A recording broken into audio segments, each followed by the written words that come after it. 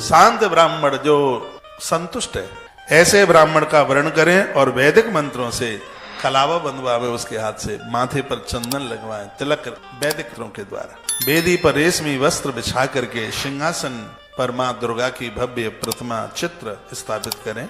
उसके चित्र में माता के 8 हाथ, 8 भुजा हो या 4 भुजा हो, और उस प्रतिमा को साड़ी से सजा दीजिए। चूड़ियां इत्यादि 16 श्रृंगार का सामान होता है।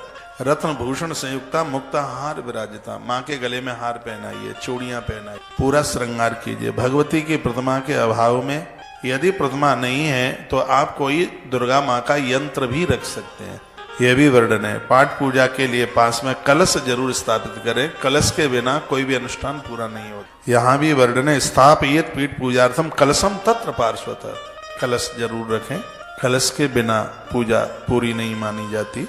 वर्णन है, कलश पर 5 पल्लव जरूर लगाएं, 5 तरह के पत्ते। 5 पल्लव संयुक्तम वेद मंत्र संस्कृत, वेद मंत्र संस्कृत में होता है। आचार्य संस्कृत के मंत्र, उसमें हल्दी डाली जाती है साबुत कलश में, उसके लिए भी मंत्र बोला जाता है। एक सिक्का डाला जाता है, उसमें भी मंत्र बोला जाता है। उसमें सुपारी डाली जाती है, उसमें मंत्र बोला जाता है।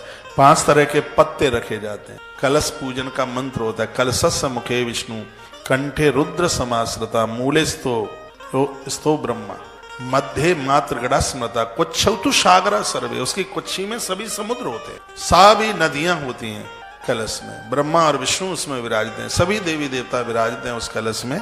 तो सुतीर्थ जल संपूर्ण हेम रत्न ही समन्वता, तीर्थ का कोई जल उसमें डालिए, हेम रत्न चांदी या सोने का सिक्का डालिए। पार्श्वे पूजांत संभरांति परकल्प, पूजा का सामान अपने पास रखिए, आप अपने आप उठाकर। एक बात और मैं आपको कहूंगा, ये भी बड़ी विडंबना की बात है, आजकल ब्राह्मण लोग, आचार्य लोग जजमान के हाथ से नहीं चढ़वाते। ऐसे दोना लिया दिखाना मुझे, है यहाँ कहीं, दे फटाफट। पूजा के ढंग बदल गए हैं, जो सब चीजें जजमान के हाथ से चढ़ानी चाहिए और वो बस जजमान की नीचे, उंगलियों के नीचे ऐसे उस दोना को छुआ देते हैं। फिर ये 6 फीट का जजमान काय के लिए खड़ा हुआ है वहां पर, ऐसे ब्राह्मण ने लिया और यूं हाथ से छुआया और चढ़ा दिया, नहीं, वो जजमान के हाथ से चढ़वाइए। वर्णन है, मैं देवी महात्म्य में आपको सुना रहा हूं, इसमें वर्णन पार्श्वे पूजार्थ संभरात्य, पूजा की सामग्री इतनी नजदीक हो कि ब्राह्मण वो जजमान अपने हाथों से लेकर के उसको चढ़ा दे। ये बिल्कुल ठीक नहीं है कि पंडित जी ने लिया और जजमान के यूं ऐसे हाथ से लगाया और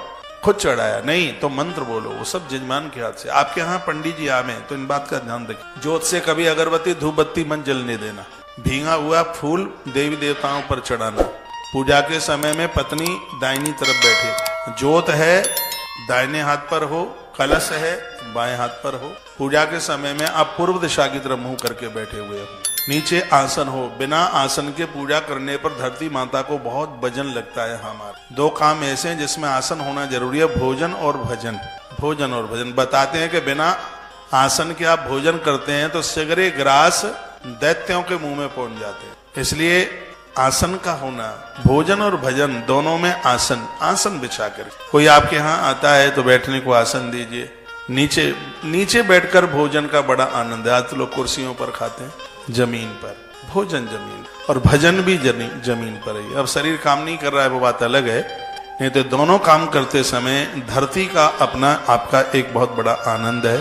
तो 5 पल्लव संयुक्तम वेद मंत्र संस्कृतम, 5 पल्लव, 5 पत्ते, आम का पत्ता, पीपल का पत्ता, बरगद का पत्ता, गूलर मिल जाए और मिल जाए आपको पाखर, या इसमें से एक अशोक ले लीजिए। 5 पत्ते, 5 पल्लव, उसकी बहुत बड़ी महिमाएं। गीत वादित्र निर्घोषा कार्य मंगलाय, भाई रात्रि को कुछ देर तक गीत गाइए, माता जी की भेंट गाइए, माता जी के नाम का कीर्तन कीजिए। अब यहाँ कीर्तन की बात कही है तो 2 पंक्तियां बोल रहे हैं, अम्बे जगदम्बे काली, बहुत प्यारी पंक्तियां हैं और पूरी दुनिया में गाई जाती हैं। माँ भगवती जगदम्बा अति प्रसन्न होती है। आपको पता है माँ काली के हाथ कितने हैं? मालूम है कितने? 8 हाथ हैं माँ के। और मस्तिष्क कितना है? मस्तिष्क 1 है। काली माँ का आप दर्शन करते हैं, दुर्गा माँ का आप पूजा करते हैं। दिशाएं भी 8 हैं, पूरब पश्चिम उत्तर दक्षिण, और अग्नि कोण, नैऋत्य कोण, वायव्य कोण और ईशान कोण। इसे मिलाकर के दिशाएं कितनी है? 8 दिशाएं। तो इसका मतलब क्या होता है कि घर में 5 लोग हैं या 8 लोग हैं या 10 लोग हैं, एक मस्तिष्क का मतलब है कि घर का एक व्यक्ति जो भी कोई बात कह दे, उस काम को करने के लिए पूरा घर तैयार हो जाए, तो समझ लीजिए कि उसकी शक्ति भवानी की तरफ बढ़ जाती है उसकी।